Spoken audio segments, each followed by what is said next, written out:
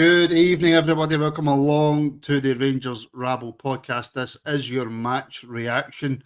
Hello to the members joining as well who've just spent the last 2 hours with me watching the game with the Rabble members. Watch along as well. You'll be fed up with my voice pretty soon. However, Rangers 3, Dundee 0. Very, very comfortable victory. Some good performances, some not so good performances, but overall, I would imagine we're all coming away for that game pretty positive. I am joined by Ian and Robert. Ian, first of all, that's a smashing haircut, my friend. Had to be done. I was beginning to look a little bit like the Birdman of Alcatraz, so it had to go. And some will say that it's the stress that does it. Or you use wash and go, and I did, and it washed and it went. So there you go. Well, you could just do what Robert does and use a hat to hide it. Robert, how you They doing? look good in hats. Listen, some days are just bad hair days. You can't be arsed putting a comb through it. So, look, I'm really happy. I'll actually go on record and say this is the best I've felt after a domestic fixture this season. I saw some signs there that I enjoyed. Another clean sheet. Starting to fall in love with some of the new additions. I'm relatively happy at 7:45 after a good result and through in the next round. Obviously, we'll find out who we're going to play in the semi-final. Would you say, Robert, that it was more a comfortable win without us looking excellent, but it was back to the old-fashioned, we were on top, we were going to create enough chances to score enough goals.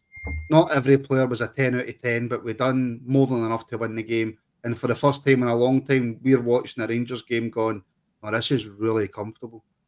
It was a routine Rangers victory. Absolutely, I agree with you. So, and that's something that I've not felt for a while. So you're no sort of looking around concerned. You know how it's going to play out. You're just waiting to see the inevitable. So, and as I say, there was good performances throughout from individuals, players growing into becoming a Rangers player. And I speak about the left back, by the way. I thought he was tremendous, particularly in the first half. I thought he was outstanding up and down that byline. So I'm sure we'll come on to him. I'm sure we'll come on to others. But as you say, just back to routine ways. And that's what we've got to keep going in terms of snowballing towards that next big fixture in January.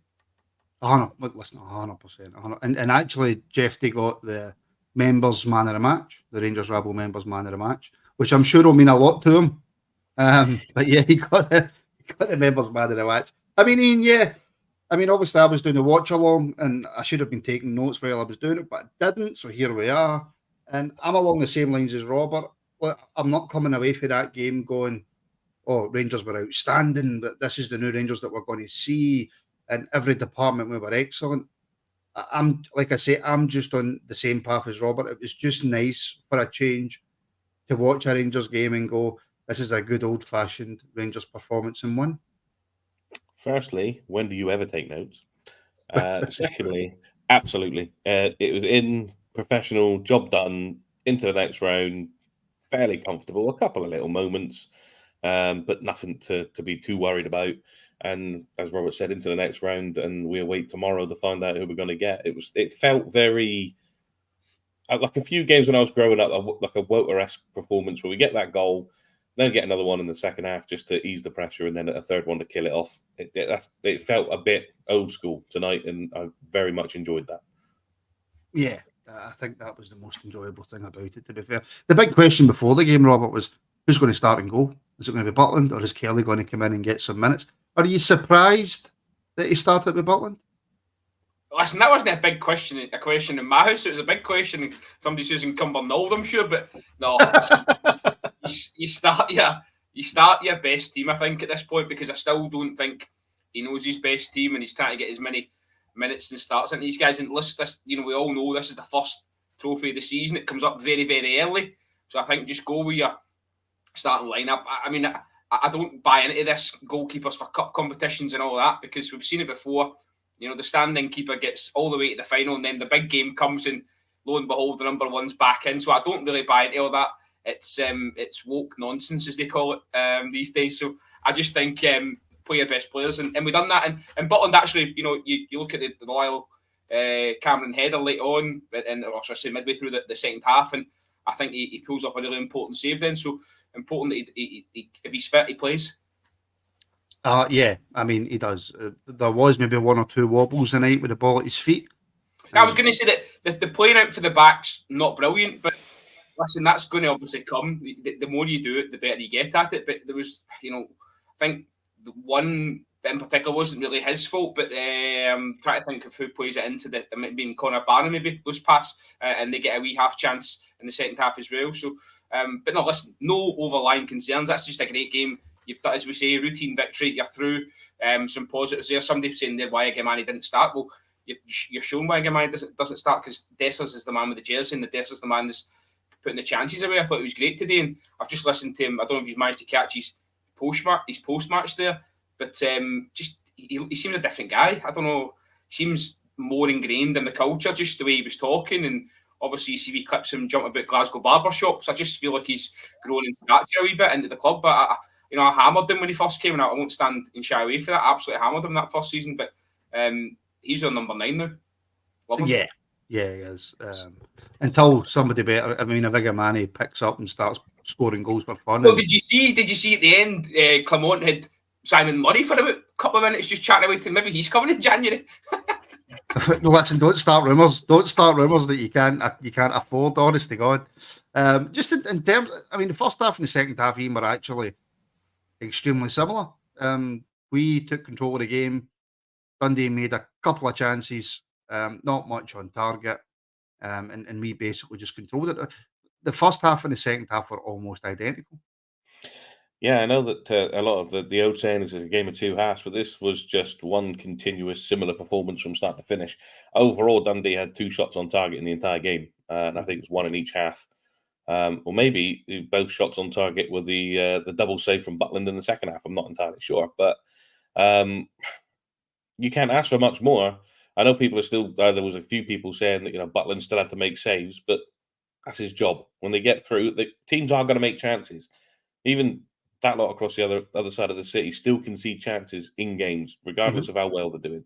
So teams are always going to create something, and it's just how you deal with that situation. There's still little moments in our back line that still do give me the fear a little bit, but you can see it slowly starting to come together. But other than that, we, like you said, we controlled it from start to finish. We were never really in any danger. I never felt once tonight that I was worried that they were going to get back into it or cause us any major problems. So I'm beginning to see things building through the team. You can see it slowly but surely. It's starting as we head towards that October, November time that he said that you're not going to see the best out of the team. I can see little bits. There's little partnerships. And tonight, all we wanted was a comfortable professional performance, and we got exactly that.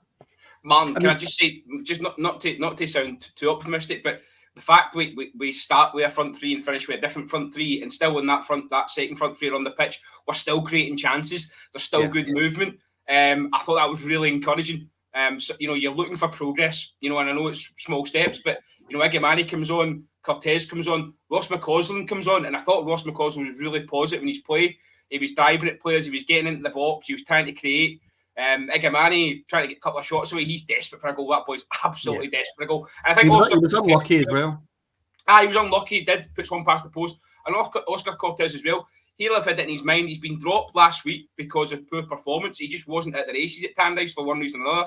And he's come on and realised, look, I've got some minutes here to make an impact. And I thought he'd done okay. So, again, another one that was positive in trying to get his opponent. So, look, really positive signs. And I hope we can build on that, because I think that's where we've struggled under Clermont, is when we bring this wee up, we've not built on the good stuff. We've gone into the next game and maybe had a wee blip or not get on. So, you've got to just try and take what you can, and we go into the next game. It's a European game, and we're hoping for a positive result in some way, shape, or form on Thursday night.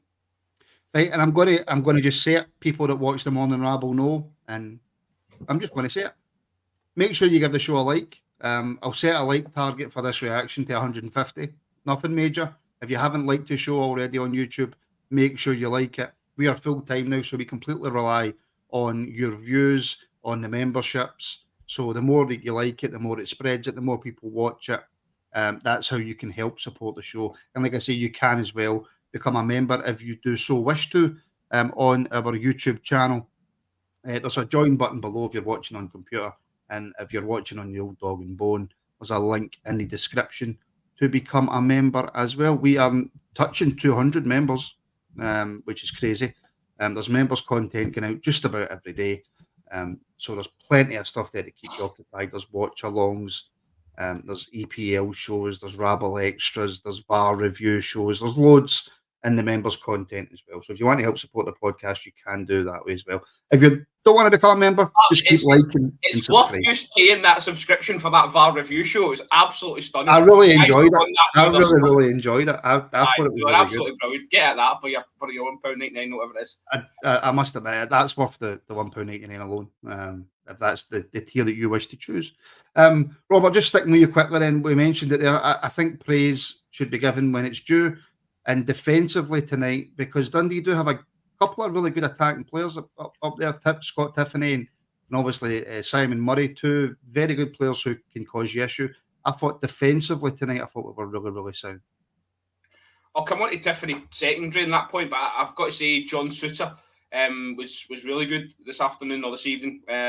He looked the more experienced pro of the two centre-backs tonight, stepping out, putting passes into dangerous areas. Again, another player who's back up on at the start of this season, probably the back end of last season, but credit was credit's due. I thought he was really good today. In terms of Scott Tiffany, now I did think he got the better of Tavernier a couple of times. Now, yes, he did.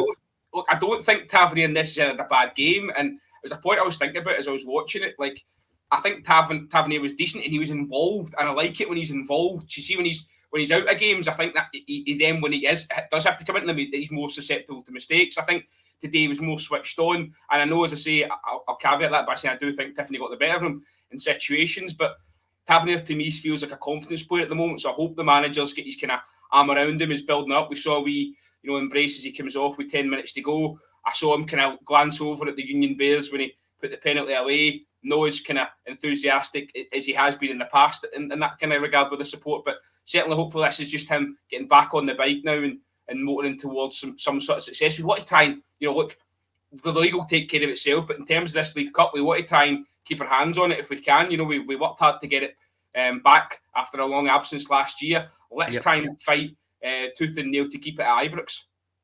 Look, there was a few occasions, Ian, where Tav was poor and he was beaten.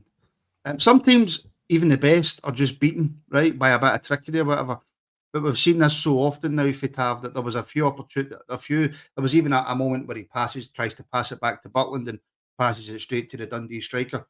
So there was elements of Tav's game that was poor. I just thought overall defensively tonight, when you add in the four of them, there's not that much we can complain about. And I'm looking at Proper and Suter, and I'm thinking that looks as if they're starting to build quite a decent partnership.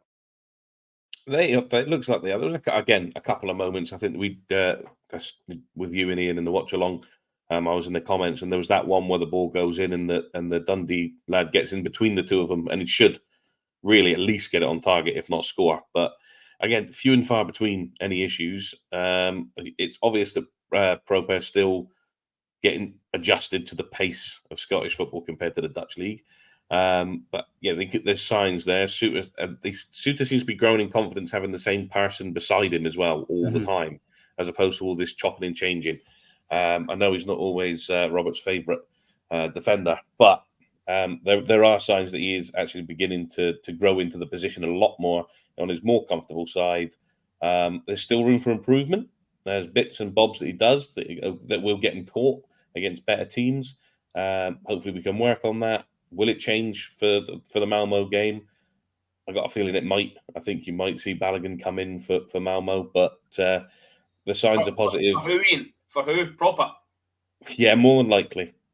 But the signs are along the back four. It was a decent performance, and he does have his moments. He's not as quick as he used to be. He's never been one for tackling, Tav. If you go back, even when he came in from the Warburton years, a lot of the time he was getting the tackles weren't going in, but we're getting used to that point now where we're not actually complaining about it that much. We just expect it, and I think apart from the ridiculous back pass to Butland, we didn't even look to see what was going on. I don't think there was many FFS Tavs tonight apart from that one. I mean, again, my opinion is that he is in terms of being somebody in the squad who can help take us forward. I don't think Tav is that. You can get away with those little mistakes in games against teams like Dundee. So Tav can obviously still play in those games, but you know, your big European games, your games against Celtic, is to have the man that you want in that right back slot to help out. I don't think he is. But it just overall tonight, I thought defensively we looked a lot more sounder. There was obviously one or two incidents. There's always going to be, and you mentioned the cross from, I think it was it Cameron that crossed the ball and then it went right in between Suter and Proper. It was just a really good cross into the box. It was a really, really good cross. Kevin Wilson, welcome. Thank you for becoming a. I think that might actually be an upgrade on a membership, if my memory. Martin, can I just come in on the defensive thing, because I think it's important. Look, that's the second clean sheet in a row. Now, I don't know if you saw the stat before the game up at Tanadici that, you know, first 25 games against his second 25 games, and the area concern was obviously, I think he had 21 wins in his first 25 and only 12 wins in his second 25, and the massive difference was goals conceded. First 25 concede 14, second 25 concede 30. So you've got to get back to your bread and butter, keeping clean sheets, and they've done that. So as you say, I do think it's got to come for a continuity. You know, the whole Tavernier and Celtic argument is probably for another day, because the boy is traumatised by that fixture. That's down to the manager to highlight that and try and do something different in the next game. But we'll come to that in due course. But let's just take today in isolation, as you say. And I do think somebody said there, you know, he's done, he's gone. You can't afford to leave him out the side. Casemiro's in on loan. You know, there's no, you can't run with him for the full season in the hope that he may stay at the end of it. Tavernier's, you know, he's earned his crust. He's in there on merit. Comes up in big games. He scored a penalty today. I think it's just about building his confidence once more and trying to see him through to the end of this season and then take it for there with him. But big focus on winning trophies still. You know, that we're no sort of chucking the till on everything. And as I say, these cup competitions are really important now into the last four. So it's all there. Important. Extremely it's important. all there. Can I just say as well, actually, Kevin Wilson upgraded to the sponsorship tier, so thank you very much for the support, Kevin. We need members like that to keep the show going, so thank you so much. The goal in the first half, Ian. Now, I think if you want to sum up Cyril Dessers, this is how you sum him up. Jeffy plays really well on the left, plays a beautiful low cross into Dessers. Dessers shoots, should score, right? Ball bounces back out. The ball then gets fired back in by, I think it was Tav. And Dessers, with the most audacious little flick of the foot, is actually a really good finish to make it 1-0. He's got to score the first one. The second one for me actually looked a bit more difficult. It's Cyril Dessers wrapped up into a 30-second ball. Everything that you expect from Dessers happens in that time. He should find the net with the first one. Not taking anything away from the save from Carson, because he's still got to make the save, so it's a decent save.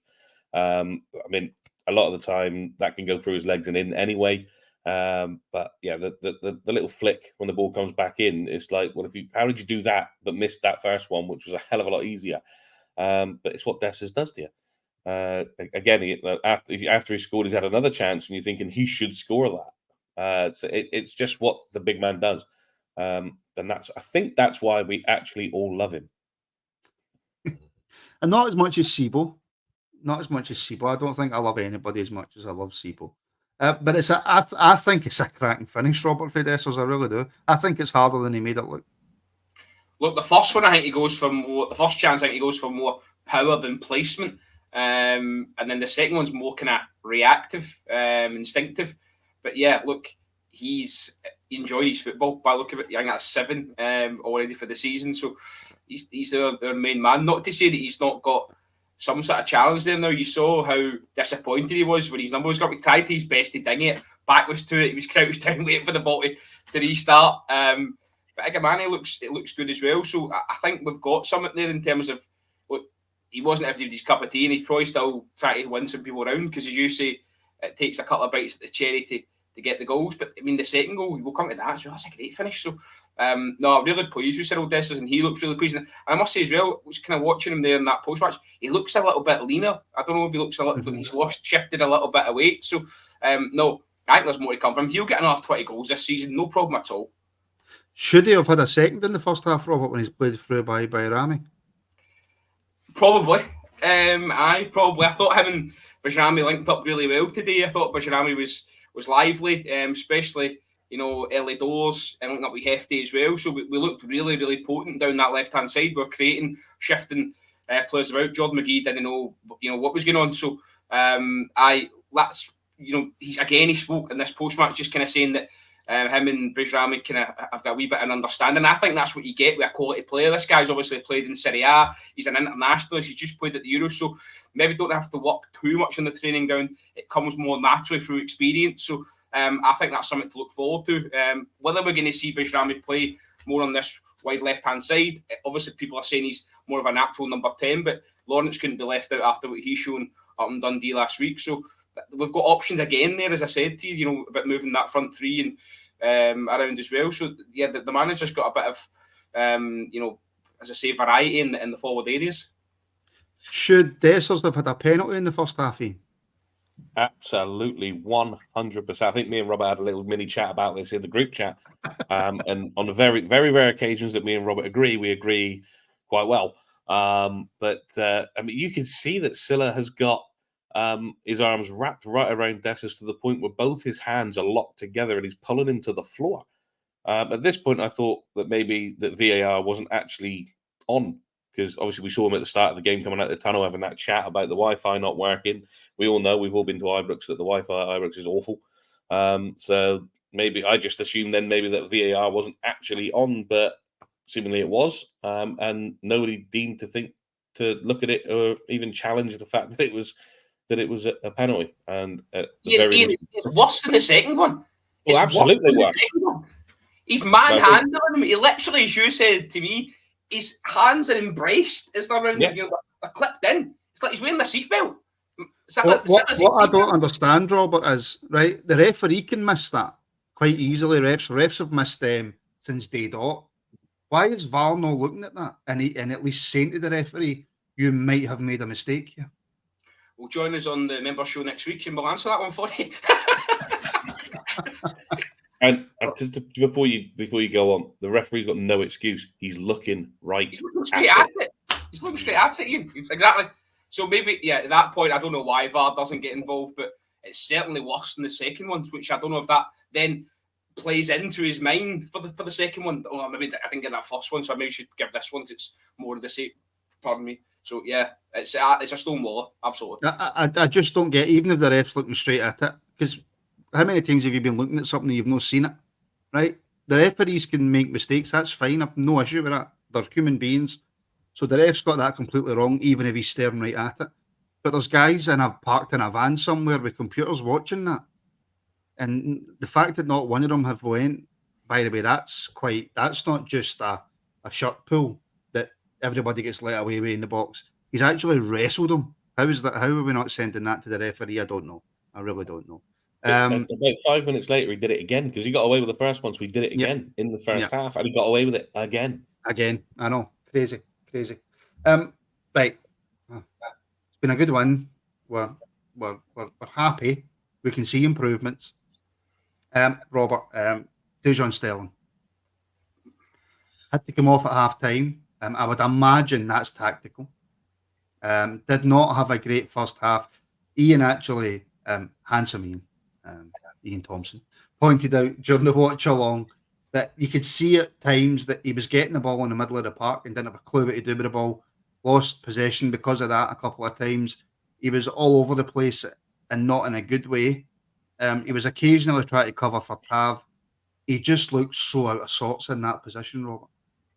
Well, listen, out of sorts is a great way of explaining it. I think he looks short of confidence. He's been in and out at the start of this season. Not had a great deal of exposure, as you would think, maybe coming off the back of last season where he was heralded in certain games. He was our saviour, coming in and filling in spots that we needed. We had high hopes from him this year, but he's just not found his feet. And maybe that utility man tag is going to his detriment, where you don't really know where he can play. That was my worry.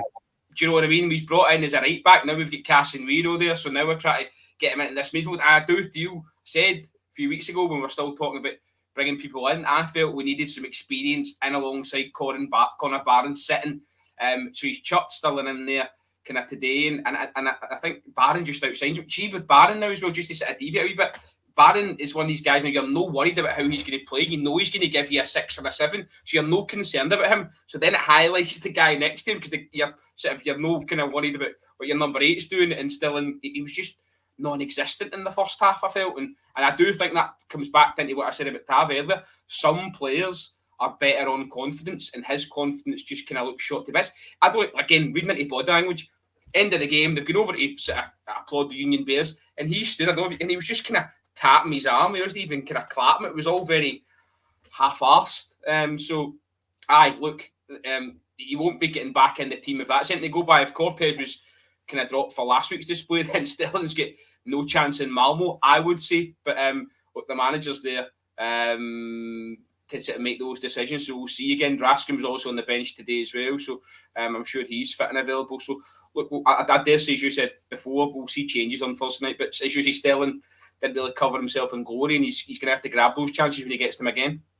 The one thing I just kept saying, Ian, at the start of that second half about Sterling was I just felt sorry for him because, like Robert's saying, he looks as if he lacks confidence, which is strange considering that I think most of us would point to him and say that he was one of our better performers last season. He came in and he grabbed that starting jersey and nobody was taking it off him. And to just see that he looks a completely different player now. Last season we're saying we're making the joke of Sterling, what's your favourite position? And he just says yes. And then saying that he's the one who's doing all the building work and getting it all finished and all that sort of stuff. And he just does not look like the player he was last season. But as you said it quite a fair few times in that watch along, saying, is it the fact that he's played himself out of actually any fixed position now? Could it also be as well, that Connor Barron, Robert mentioned it as well. Connor Barron's performances have been so good, like even tonight, so good everywhere. But when he needed to be, he was looking for the ball. He was trying to make quick transitions, passing the ball forward. He was always in space to receive a pass to take pressure off of players. And Sterling's playing that sort of similar position right beside him. So it's the fact that Connor Barron's doing that effortlessly. I can't even say the word effortlessly. I don't even think that's right either. But you know what I mean. And Sterling's next to him, and Sterling's not even looking a quarter of the player that he is, albeit it's not his natural position. That's because it is Barron's natural position, so it comes naturally to him. Effortlessly. I think that's how you say it. I swear to God, he does this at like 3 o'clock in the morning and scares the crap out of his missus. But it's Barron's. It is Barron's natural position, so it comes naturally to him. It's not Sterling's position. He doesn't play there often. Well, Barron's had a run. Barron knows he's got the manager's trust. There's different. Barron's been doing it for game one, though, Robert. Barron's been doing it for game one. Listen, credit when it's due, as you say, but I think Barron's slightly different to Sterling in that Sterling's never really had a run in one position for a long sustained period. It was Connor Barnes came in, nailed it, took the jersey, ran with it, and as you say, it's kind of I love his enthusiasm to get on the ball. Like he's probably doing just a little bit more than John Lundstrom, but the way he moves and the way he shifts looks like he's doing a lot more than John Lundstrom because he's sharp and he's at it. And I don't think Sterling was either of those things. So my point was going to be that he doesn't play central midfield. It's not his natural position; doesn't come naturally to him. So he's a right back. So maybe actually giving him a chance to play at right back to see what he's got in his actual position. Because we're all saying that Tav either needs a rest or just to come in and out of the team a little bit. So why not put Sterling there and just let him play his natural place? The one thing we do know, Ian, is though that he has potential. Sterling, he is a very good player. We've seen it. He has shown the performances. So I don't know if it's along the lines that Robert's saying. Maybe he does need a run in a position, whatever the position the manager feels is going to be the best for him going forward, whether that's right back, whether that's centre back, whether that's central midfield. But in order for Sterling to then get that run, who misses out for it? Well, if he's going to go to the right back, then it's going to be the captain, isn't it? It's going to have to pull. Well, that's the what I mean. Is the manager going to do that? He's not, unless Tav does go in January and Sterling just has to bide his time until January. I don't know, but he does need a run. Either that, or he just needs to come out of the team for a little bit and have the arm put round him and try and build his confidence up that way. He doesn't play right back for Rangers. Why would you be getting a run at right back? He's never played like right back for Rangers for a consistent period. He's never getting a run at the team. He is a right back though, Robert. No, I know he is, but he doesn't play that for Rangers. And this Casemiro's been brought in. He's been put at right back today at the expense of the captain, albeit Sterling's already off the pitch. But I even think if Sterling was on the bench, Casemiro would have still come on for the captain. So I think Sterling's position is in the midfield. The manager needs to, if he hasn't already, clarify that when we say, look, this is where I see you playing for us, barring any major injuries or crises. This is where you're going to play for Rangers. You're going to play alongside Connor Barron when I need you. So I need you to be absolutely on it when called upon. You don't get it out of your head if that's what's bothering you. You think you're right back, you think you're going to play centre half. You're not going to play that anymore until such times if we've got some sort of apocalypse at the 1,001 time. I see you as a centre mid, so let's get you back to where you were, in that night in Seville against Betis when you were absolutely unplayable and you were untouchable. Let's get you back there, son. That's what I'd be saying to him. Not that you need to, Robert, but would you like to show everybody that that's actually an alcohol-free Copperberg you've got? I just have. Everyone's concerned about mine. Well, you just put your hand right on the label, so it's an alcohol-free. I've noticed people are absolutely hammering me for it. It's like I do not condone nor do I accept people drinking alcohol whilst on the Rabble. It's not acceptable and it's extremely unprofessional. So, you will not see it happen on this show. And can I just say, massive thank you, everybody. 131 likes now on YouTube. Come on, keep it going. Let's get us to 150. You know you want to. Are we still on Twitch, Martin? Are we still doing that? We're on Twitch. One person's watching on Twitch, which is nice of them. Which is one more than we had the other day, and it's probably Ian in the background. Yeah, I would imagine so. I need to start advertising Twitch a bit more. Robert, we did get a penalty for a challenge that, like you say, was probably less than what we were denied a penalty for. Aye, listen, as I say, I think if you're going to give that one, then you've got to give that first one, which may come up in, Willie Collins' second review show, just to try and give some, consistency. I'd be querying that one on consistency because the first one's a lot worse. So I'd want maybe some sort of explanation. But yeah, get the penalty. Tavernier steps up and puts it away nice and easy. So as I say, I think it was due. I don't think Dundee or Tony Docherty will have any concerns about it or any qualms about it. If anything, they'll be saying we dodged a bullet with the first one. Sella was at it all game with this, so I kind of felt like he felt like he had to be up against him. So I know it was Rory Hamilton said in the commentary, if they were smarter, they maybe swapped at half time who was marking Dessers because Sella had, crossed the line or walked the line, should I say, a couple of times with him. So, but yeah, they kept him on him, and I guess to an advantage, we get the penalty, and it was never in doubt, really, was it? I think I can ask you guys a question. I don't know if it was placebo or not, but I felt like the supporters played a part, especially at the start of the game. I thought, the Union Bears were quite loud on my telly anyway, and they seemed the players seemed to go with that swell, and we're getting a good play nice and early on. So might have been placebo just because we're back at Ibrox, but I certainly thought the fans played a part. I think it pretty much is, Ian. I would probably agree with that. I was surprised. Albeit it's a horrible kickoff time on a Saturday, I get it, and it's a cup game, I get it. I was a little surprised, though, at the amount of empty seats, and I'm not talking about the Copeland stand that was shut. Yeah, I thought there would have been. I thought it would be nearer. Obviously, empty seats aside that can't be used. I thought it'd be nearer full than it was, just because it was the first game back at Ibrox. Regardless, the kickoff time's horrendous, but the Premier League, the Cup. This one is going to be horrendous kickoff times due to the people that are showing it. But it is what it is. We've got to go with it. But yeah, I just thought it would be fuller than it was due to it being the first game back at Ibrox. Maybe some people are starting to vote with their feet regarding the issues going off the field, whether that's an impact on it.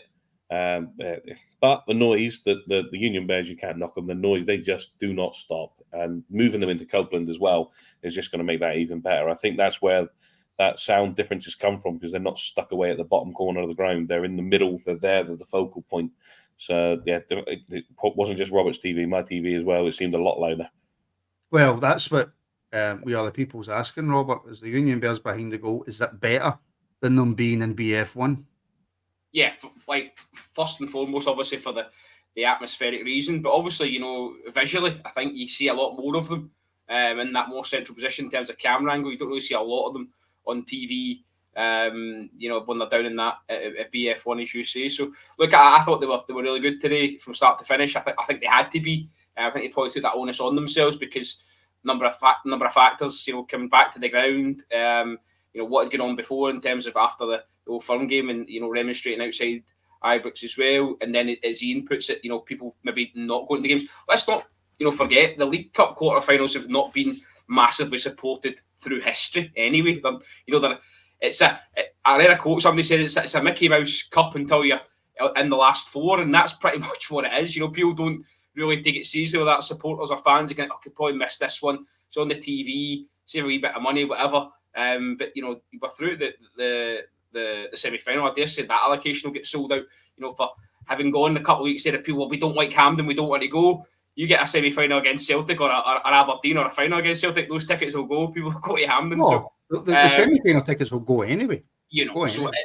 I just think I thought the crowd was good today, and it was really, really nice as well. At the end, Hefty spotted a wee boy with a Brazil flag, went over to give him his jersey, and then I think Bujrami done similar with a wee guy with an Albania flag. So I'll be up there.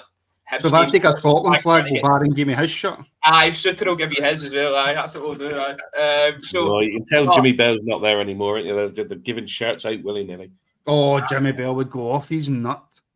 Well, I saw again, deviating another podcast. It was on about English football, and apparently the player said, "Oh, you get 3 tops a season, and if you give away any more than that, then it's coming out your wages." So maybe that's the case. I'm sure the players can afford it. To be fair, aye, absolutely. Welcome, Jai Walls, who has become a sponsorship tier member as well on the Rangers Rabble. So thank you very much for the support, my friend. Honestly, the support we get is mental, absolutely mental, and I love it. I absolutely love it. Like I say, we're full time now, so you're helping this podcast carry on and keep going. So thank you very, very much. Jai Wells' membership there completely put me off what I was going to talk about next. So if any of you two want to... We've just discussed the penalty. We've just discussed the Union Bears. Yeah. I was going to bring up something, but... And you know what I'm like? When I've got something in my head and then I forget it, then it really, really puts me off, Robert. So you're going to need to get me out of the fire here while I'm trying to remember. Well, listen, just somebody pulling up a comment there about, not being a Mickey Mouse Cup. It's probably one of the ones that we can win this season realistically. And I have to agree with that. I really hope that the manager... Well, it looks like he is, because I don't know if you saw that the first chance Igmani had, he kind of scat it and it was kind of wide, and he was desperate. Falcon wanted to get a hold of Igmani and tell him, that's not what he should have been doing. He should have been playing in McCausland. So even at 3-0 up, I think Phil's desperate for us to start putting the sides to the sword consistently. And I know we get a bit of flack for hanging on to this 6-0 win against Ross County, but I think in his mind it's all about getting more of those convincing wins, and really that'll stack up that there is progress getting made and we are making distance between the other side. So I agree with, I think it was Mark that said it in the comments there, that this is a trophy they have to take seriously, and it sets the tone really. If you can win the first one, didn't quite happen for us last season, but it just builds that wee bit of momentum, and will help the new guys as well settle. And I think it's certainly done that last season. So get that winner's medal around your neck. It gives you that feeling, that emotion to go again and want more. It's also a cup you're defending. You always want to. Well, you want to win every cup, but you especially want to win a cup that you are defending. Ian, let's talk about the third goal, and then we'll move on to some individual performances. I mean, Bayrami's cross is inch perfect, and Dessers takes another one so well. The cross is what makes it. How many times have we seen one of our wide players, they get the ball, they look up, and then they run a couple of extra yards, the space is closed by the defenders, chance is gone. Bayrami looks up, sees Dessers, and just plays it into the one spot that's going to make him put that ball in the back of the net. You're still a little bit, is it going to happen because it's Dessers? But I don't think Dessers could have missed that, even if he tried. And another good finish. I actually think Dessers takes that. I think that's really, really a little bit more difficult than it looks. I thought Dessers took that really well. He does tend to take the difficult ones fairly. It's the difficult ones he does well with. It's the easy ones that he seems to struggle with. I mean, that one, going back to the first half, when he's trying to do the bicey, as my little boy calls it, and another good save. So yeah, he does do the hard stuff well, but it puts that ball is an inch perfect ball put on a plate for him. Not quite that good, but on a plate for him, and he sticks it away. But again, as good as the finish is, it's the ball that makes it. He whips it in there and makes it easy for Dessers to finish. He does, and I mean, Robert, you can discuss the goal if you want, but in terms of individual performances, Bayrami, again, I thought he was excellent tonight.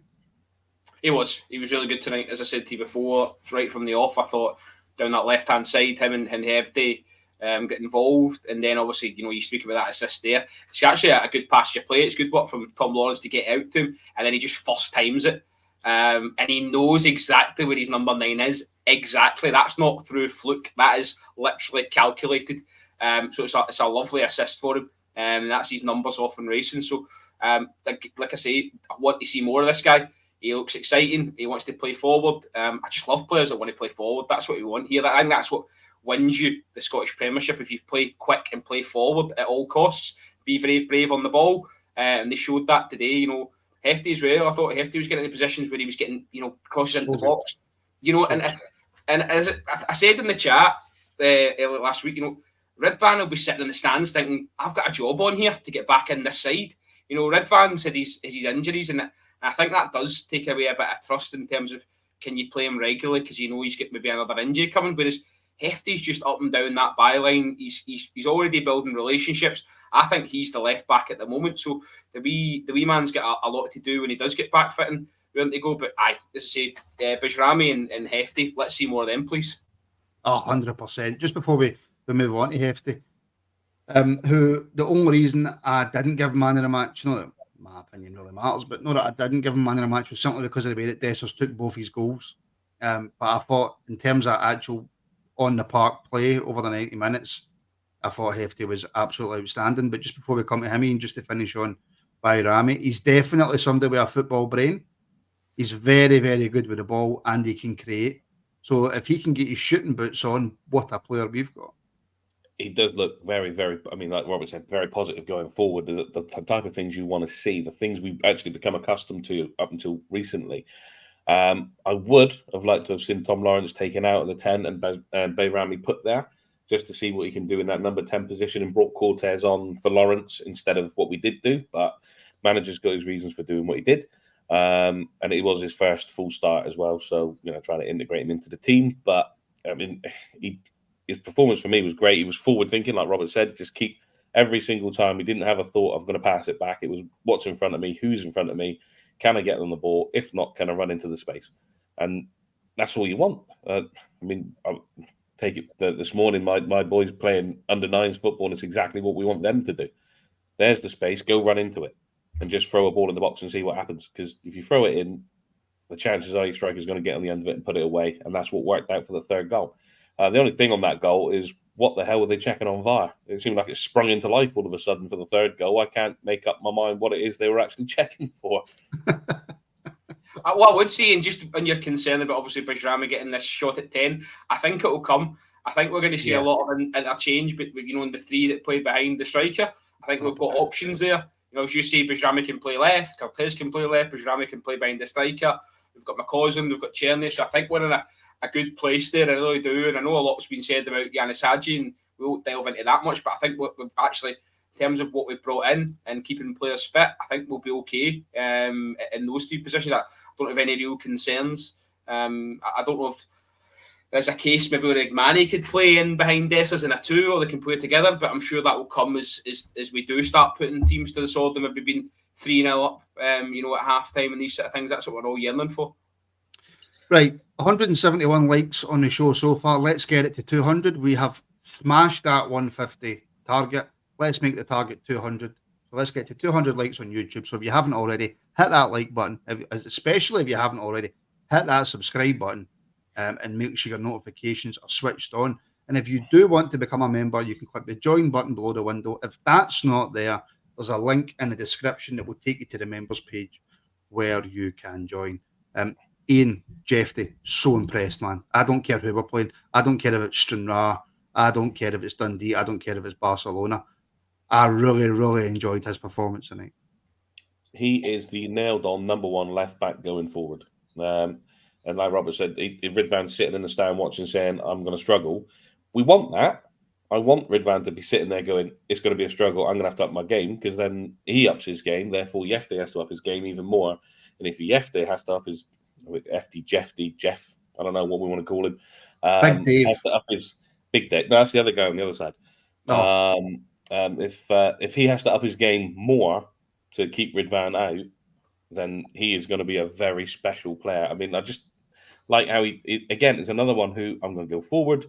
I can see that the winger's got the ball. I'm going to run into the space that's going to leave him, and he just whips that ball in. Again, I touched on it before that we were a bit worried when Barisic left, not because of Barisic going, but the quality of the cross that Barisic could put into the box. Sorry, but Yefty's got that as well. So I don't think we've really lost anything on that left-hand side now. And if Ridvan's going to have to up his game to push him, Yefty's going to have to up his game to keep him out.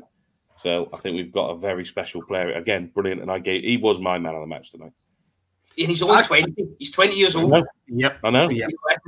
This is definitely somebody that can come in and do what we want in terms of this player trading model thing. So long may it continue. Definitely here for it. And hopefully Clermont can try and coach him into a better player as well during these next couple of seasons at Ibrox.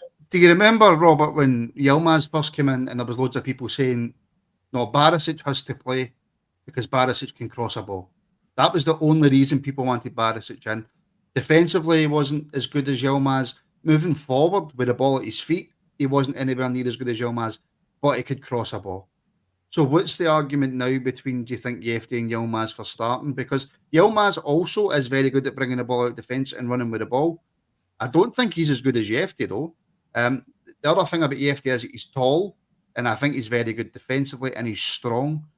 So is there any argument, really, for who's our starting left-back? Not at the moment, I don't think. I think Hefty moves a bit better than Ridvan. I like his movement. As you say, different set of builds on the players, and I don't mean that in terms of height. I have to check kind of more in stature and the way they kind of move out of the ball. Hefty likes to move at pace when you see him. So look at again, really excited by the fact he was such a minimal fee as well. When you can compare it to what we paid for Ridvan Yilmaz. So there's plenty of scope with him. So fans have took to him as well, nice and early, which I like. He's not getting any pelters. I think we took him in after that sort of dodgy decision in the Champions League at hand in the qualifier. He gets sent off where he should still be on the park. So we all took him in under that note. So I think he's, as I say, he just needs to keep doing what he's doing. Again, he'll get judged more so in the big games. So he's had one. We need to get in and try and make a positive impact in the next. I don't like coming back because I feel like I've broken record, but that is your benchmark, and you've got this time now to try and build yourself to a point where you go into that game and don't look like James Tavernier did in the tunnel at Parkhead last time, where you actually look confident and you can look at your players and go, do you know what, we're going to do something today, where I think that's been lacking in the last few fixtures. And the biggest problem we've got right now is he's suspended for Thursday. So who knows who's going to be playing in that left back spot. Ian, finishing up, but we can't go without talking about one man. That one man who pretty much runs our midfield, is everywhere, always looking for the ball. 9 times out of 10 makes the right pass. The only negative you could probably say about him is his physicality. To be honest, I think that's probably the only negative I could find. But Connor Barron, Ian, just talk to me about how good he is. I did take a little bit of particular interest in Barron tonight and watched his positioning on the pitch and where he goes and what he does. He dictates a lot. I didn't realise how much control and influence he has in that midfield already. You can see him pointing where he wants the ball to be played, who he wants the ball to be played to. When he drops back to help out that defence, he's more than capable of getting that ball and looking for that pass, running into the space and all the rest of it. Yeah, his physicality is a little bit lower than what we'd want it to be, but you can build that up over a season, not a problem. Every week he just seems to get better. Every week he just seems to get better and better and better. And I love the fact that we nicked him off of them because I can't stand him. And again, much like Ryan Jack when he left, no, he's rubbish. That's why we let him go. We're happy you got him. They're not happy that we've got Connor Barron at all because he is a player that if they kept him, he could have gone on for strength to strength to strength and got them some money. So I'm absolutely delighted we've got him in it. I can't wait. Again, like Yefty, he's a young lad. There's better to come from him. And the more he goes on, again, another one for the player trader model that maybe in a few years' time, if he decides he wants to go on, another big payday if he keeps going the way he's going. Robert, you know how we always talk about on here, not getting too ahead of ourselves when it comes to players, giving the players time to settle. And I do want to speak about Czerny quickly before we go, by the way, as well. But, don't get ahead of ourselves, give the players time to settle. If somebody looks really good, then, their form might come down. If somebody looks really bad, their form might go up. Don't get too ahead of yourself. Well, I've got a question for you, Robert. Is Conor Barron a young Stephen Davis? So hard as fans to make these comparisons, isn't it? Difficult. That's why you're answering. Look, I think it's too early to maybe bestow him with that kind of title, but he's certainly, you know, captured hearts and minds. He as we said before, he plays positively. Okay, I don't think he was amazing at Parkhead, but who was? So again, he'll be tested, you know, in future fixtures there. But for the time being, he's.